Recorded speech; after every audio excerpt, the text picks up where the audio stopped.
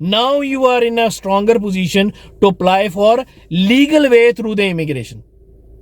Again say legal way through the immigration. आपको किसी कश्ती में जाने की ज़रूरत नहीं है, ठीक है. आप उसका प्रॉपर तरीके से वहाँ से काम वहाँ पे कर सकते हैं. आप डेफिनेटली पाकिस्तानी हैं, कहीं बाहर सेटल्ड हैं, आप ऐसे लोगों की हेल्प आउट करें. अल्लाह ताला, अगर आप ये भी सदका जारी है, आप किसी की हेल्प आउट करेंगे, जब तक वो रिस्क कमाएगा, जब तक वो करेगा, आगे वो किसी की हेल्प आउट करेगा, आपने अगर उसकी हेल्प आउट किया, अगर आगे वो करेगा, तो ये आपके लिए सदका जारिया बनता है. हाँ, एक और चीज़, एक बंदे की कमेंट्स पे रिलाई नहीं करें, क्योंकि पाकिस्तानियों की अक्सर नेचर होती है, आप बेशक लाखों उसमें कमा रहे हो, जब उससे पूछें तो वो मोस्टली आपको यही कहेंगे, यार इधर जिधर बचता ही कोई नहीं है, इसमें तो कुछ इनकम नहीं है यार, बस कारोबार मट्ठा है यार, फंस गए हैं इसमें. अस्सलाम वालेकुम जी, मेरा नाम आजिज़ है, आप देख रहे हैं मेरा यूट्यूब चैनल. जनाब, आज हम डिस्कशन करेंगे जो ये बहरी जहाज़ का इंसिडेंट हुआ था, इलीगल तौर तरीके से जो पाकिस्तानी जा रहे थे रोज़गार की तलाश में यूरोप, तो उस आने के बारे में बात करेंगे. तो डिफरेंट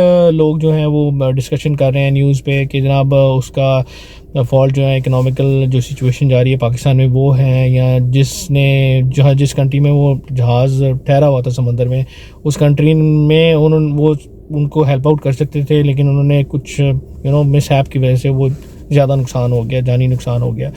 डिफरेंट लोग बता रहे हैं अपने अपने ऑब्जर्वेशन से जो चीज़ आ रही है. लेकिन मैं मेरे ख्याल में यहाँ पे कुछ बात करूँगा कि विद ड्यू रिस्पेक्ट उन फैमिली से सबसे पहले तो ताज़ियत जो जिनके बच्चे इसमें इंसाने में जिन्होंने जान गंवाई है, कि हम लोग अपने बच्चों को शुरू में ही मोस्टली मैं सबकी बात नहीं उसमें कर रहा हूँ, बहुत से लोग ऐसे होंगे जो वाकई में ख़ुद अपनी सेल्फ स्ट्रगल से वहाँ पे जाने की कोशिश कर रहे होंगे. वो भी किसी हद तक गलत है, उन्होंने गलत अप्रोच यूज़ की. उसका सही तरीका भी मैं आपको बताता हूँ क्या है. प्रॉपर तरीके से अगर आपने आउट ऑफ कंट्री जाके कुछ करना है, हम लोग बीइंग ए पाकिस्तानी अपने बच्चों को यहाँ इतना सहूलत दे देते हैं, इतनी हर आसाइश पूरी करते हैं, हर उनकी ख्वाहिश पूरी करते हैं, उनको स्ट्रगल की आदत नहीं डालते. मैं छोटी सी आपको एग्जांपल देता हूँ. यहाँ पे मेरा बच्चा जहाँ से उसने हिफ्ज़ किया है और तरावियाँ पढ़ाता है, सैयदा खतीजा सेंटर उस सेंटर का नाम है. तो उसमें जनाब इमाम मस्जिद है. इमाम मस्जिद जो है वो ओंटारियो इमाम काउंसिल के हेड हैं. उनका बेटा जनाब अभी हार्डली मैट्रिक और ग्रेड 11 में है, मेरे बेटे के साथ ही है, बड़े बेटे के साथ. वो हम सब यहाँ पे जो लोग हैं, मोस्टली जो पीपल हैं, उनके बच्चे कम्युनिटी वर्क करवाना शुरू कर देते हैं. स्कूल में मस्ट है कि अगर आपने अपने 4 साल की 9 से लेके ग्रेड 12 तक अगर आपने 40 घंटे पूरे नहीं किए कम्युनिटी की वर्क के, जिसमें खिदमत खल्क जिसको कहते हैं, और इसमें सोसाइटी वर्क कहते हैं, जिसमें फूड बैंक हो गया, जैसे मस्जिद के बाहर आप पार्किंग में कर सकते हैं, हॉस्पिटल में कर सकते हैं, लाइब्रेरी में कर सकते हैं. ऐसे कम्युनिटी वर्क जो फ्री ऑफ कॉस्ट 40 आवर्स आपने करने होते हैं.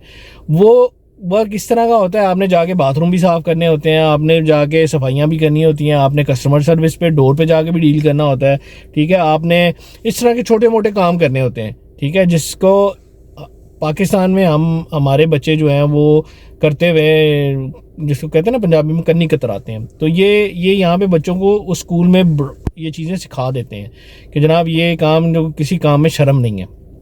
तो यही चीज़ अगर हम अपने बीइंग ए पेरेंट अपने बच्चों को ग्रेड 9 से 12 तक करवाएं कि भाई आप अपने मुल्क में रह के ये चीज़ें कर सकते हैं, ये काम करें, फ्री ऑफ कॉस्ट करें, ठीक है. और कुछ बच्चे ऐसे भी हैं जो कि अपने समर टाइम में, छुट्टियों में जॉब्स करते हैं, ठीक है, पाकिस्तान में भी. और जॉब कोई हाई फाई नहीं करते.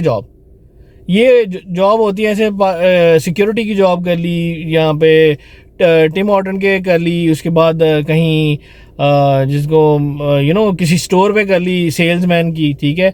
और इस तरह की जॉब्स हैं, ठीक है, हार्ड जॉब्स होती हैं उसमें बहुत सी.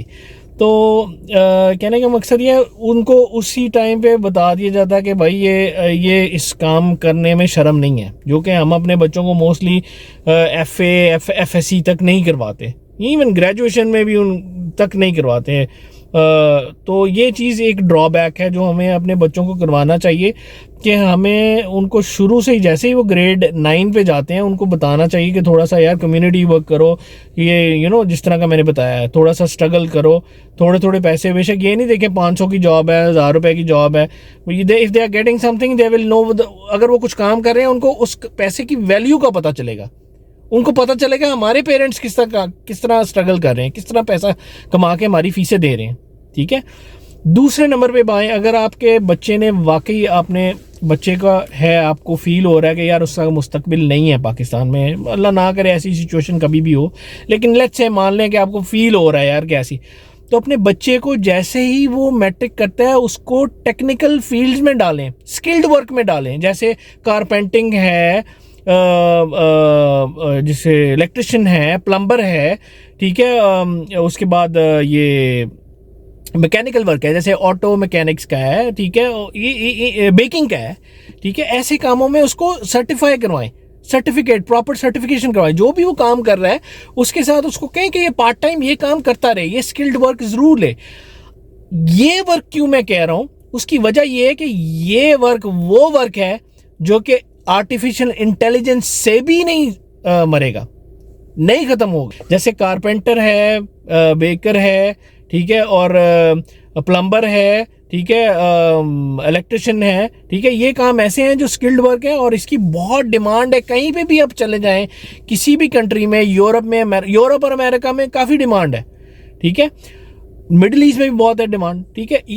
इस काम को उनको कहें ये साथ अपने एक्स्ट्रा पार्ट टाइम रखें, ये सर्टिफिकेशन करें, ठीक है, ये सर्टिफाइड इंस्टीट्यूट से करें, ठीक है। उसमें एडवांटेज ये है कि उसके साथ जो भी वो काम कर रहे हैं एज ए हाईली जिसको कहते हैं, जो अपना डिग्री और फ्यूचर के लिए, उसके साथ ये उनके पास एक एक्स्ट्रा चीज़ आ जाती है। और एक चीज़ मैं आपको ये बता दूं, जिस तरह के आर्टिफिशियल इंटेलिजेंस के आगे काम हो रहा है, ये डॉक्टर्स और इस तरह की फील्ड्स की कम डिमांड होगी। What I am seeing that is going to be very less, उनका स्कोप लेस है उस फील्ड का। उसकी रीज़न ये है कि बहुत सी चीज़ें जो आप डॉक्टर से कंसल्टेंसी करने जाते हैं वो आपको एआई पे, आर्टिफिशियल इंटेलिजेंस के थ्रू अब बहुत सी चीज़ें अवेलेबल हो। गूगल इस पे काम कर रहा है, बाय द वे। आपको वो आपने रिसेंटली देखा होगा, उसके सीईओ की प्रेजेंटेशन थी, वो बड़ा एक्टिवली इस पे काम कर रहे हैं। मतलब आप उसमें अपनी क्यूरीज डालें, उसको बताएं, उससे कम्युनिकेट भी कर सकते हैं गूगल असिस्टेंट से, और आपको वो बताएगा कि जनाब आप ये चीज़ें हैं, ये आपको प्रिकॉशंस लेनी है, ये आपका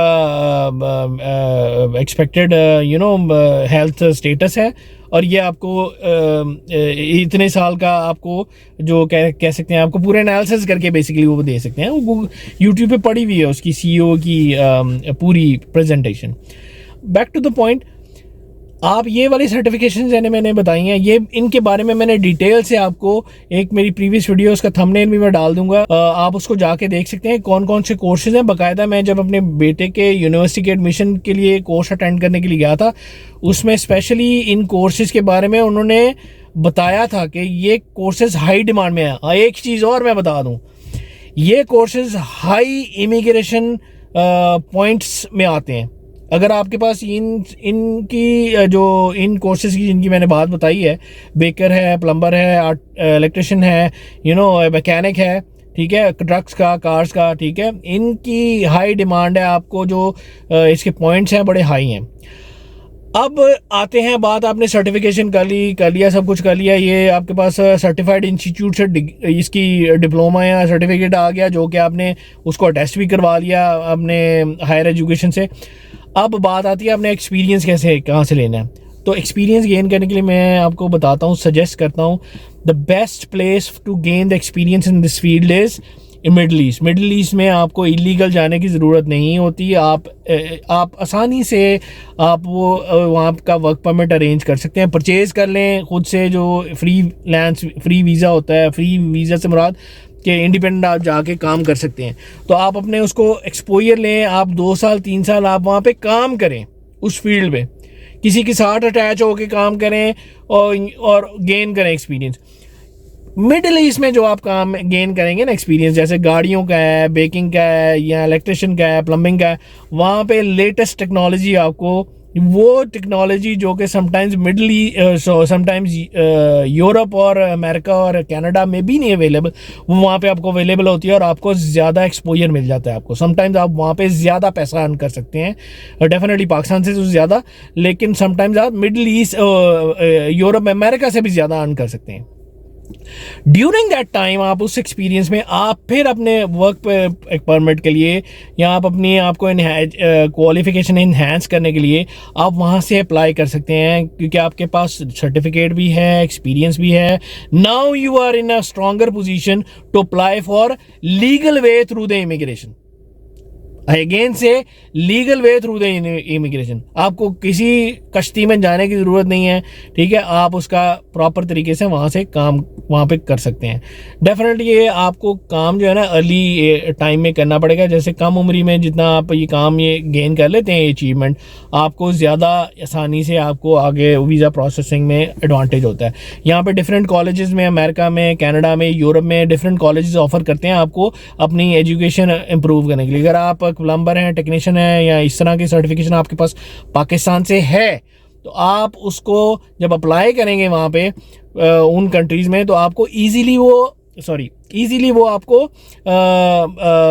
एडमिशन मिल सकता है, डिपेंडिंग कि आपके आइल्स में या जो बाकी की रिक्वायरमेंट्स है वो पूरी फुलफिल कर देते हैं उनकी।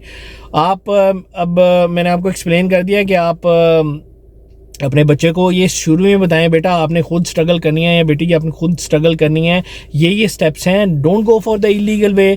आप और दूसरे लोग, हाँ एक और चीज़, आप जिस कंट्री में जा रहे हैं वहाँ पे लोगों के साथ इन टच होके आप लोगों से पूछें कि इस फील्ड में मैं आना चाह रहा हूँ, ये आ रहे हैं मेरे बच्चे हैं, बच्ची जानने वाले हैं आपके, या उसके रेफरेंसेस ढूंढे जो उस ऑलरेडी फील्ड में काम कर रहे हैं, वो आपको बेहतर गाइड कर सकते हैं। हाँ एक और चीज़, एक बंदे की कमेंट्स पे रिलाई नहीं करें, क्योंकि पाकिस्तानियों की अक्सर नेचर होती है, आप बेशक लाखों उसमें कमा रहे हो, जब उससे पूछें तो वो मोस्टली आपको यही कहेंगे, यार इधर जिधर बचता ही कोई नहीं है, इसमें तो कुछ इनकम नहीं है यार, बस कारोबार मट्ठा है यार, फंस गए हैं इसमें, लेकिन खुद वो कर रहे हैं।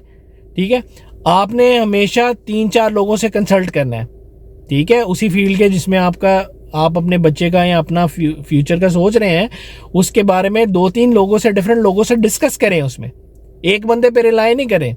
मैं जब भी कोई चीज़, इवन कोटेशन लेनी होती है छोटी सी कोई घर के लिए काम करवाने के लिए, मैं 3-4 कोटेशंस लेता हूँ, ठीक है, अनलेस के बंदा बहुत ज़्यादा रिलायबल हो तब मैं एक के साथ चले जाता हूँ, लेकिन मोस्ट ऑफ द टाइम मैं 2-3 कोटेशंस लेता हूँ कि अच्छा मुझे पता चले। इसी तरह मैं जो अपने इसके ये लोग जो होते हैं जो आपको गाइड करेंगे, फिर आपको उस स्किल सेट से रिलेटेड आपको इन्फॉर्मेशन भी देंगे कि अगर आप आ रहे हैं तो आपको ये ऐसे से ये काम करेंगे, इजीली आपका एप्लीकेशन प्रोसेस होगी, ठीक है। आपको हो सकता है वो हेल्प आउट भी करें वहाँ पे रहने में, खाने, सेटलमेंट में, बाकी चीज़ों में।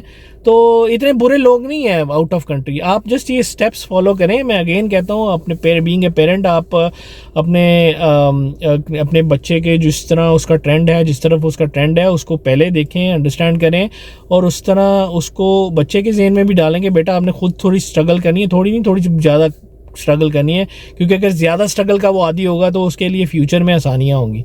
उम्मीद है आप सबको ये बातें समझ आ गई होंगी। किसी को अगर मेरी बात बुरी लगी हो तो मैं माज़रत ख्वाह हूँ। तो अगर किसी किस्म की हेल्प इस सिलसिले में और इन्फॉर्मेशन चाहिए हो तो प्लीज़ आप मुझे कमेंट्स में मेंशन कर सकते हैं। तो मैं अगेन कहता हूँ कि अगर आप पाकिस्तानी हैं, कहीं बाहर सेटल्ड हैं, आप ऐसे लोगों की हेल्प आउट करें। अल्लाह ताला, अगर आप ये भी सदका जारिया, आप किसी की हेल्प आउट करेंगे, जब तक वो रिस्क कमाएगा, जब तक वो करेगा, आगे वो किसी की हेल्प आउट करेगा, आपने अगर उसकी हेल्प आउट किया, अगर आगे वो करेगा, तो ये आपके लिए सदका जारिया बनता है। आपको कोई पता नहीं है कि आपकी बख्शिश किस तरीके से इस जहान से, जब आप इस जहान से कूच करें तो आपकी किस वजह से बख्शिश हो, किस वजह से आपको उसका सिला मिलता रहे। अल्लाह ताला हम सबको कामयाब करे। पाकिस्तान जिंदाबाद। खुदा हाफिज़।